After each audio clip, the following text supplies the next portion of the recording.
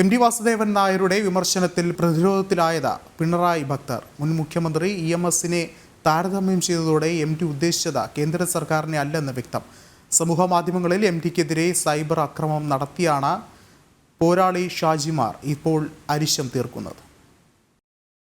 മുഖ്യമന്ത്രി പിണറായി വിജയൻ ഇരിക്കെ എം.ടി. വാസുദേവൻ നായർ ഇത്തരമൊരു പ്രസംഗം നടത്തുമെന്ന് CPM സ്വപ്നത്തിൽ പോലും കരുതിയിരുന്നില്ല.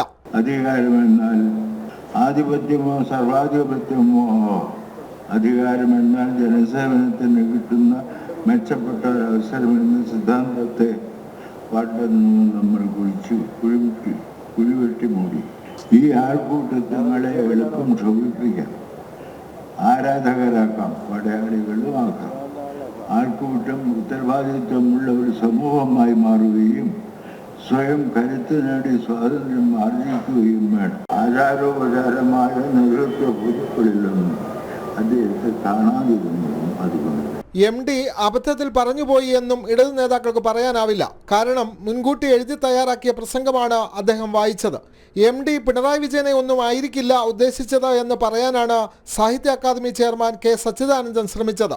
EMSനെ ഉദാഹരിച്ചുകൊണ്ട് എങ്ങനെയാണ് അധികാരം ജനക്ഷേമത്തിന് വേണ്ടി പ്രയോഗിക്കേണ്ടത് എന്ന് അദ്ദേഹം പറഞ്ഞു. ബാക്കിയെല്ലാം വിവക്ഷകളാണ്.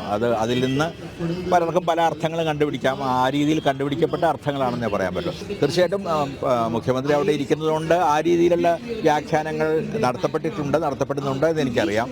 പക്ഷേ അങ്ങനെ കാണണമെന്നില്ല. സൈബർ ഇടങ്ങളിലും MDയെ മോശപ്പെടുത്തുന്ന അക്രമം ഇടതു സഖാക്കൾ തുടങ്ങിയിട്ടുണ്ട്.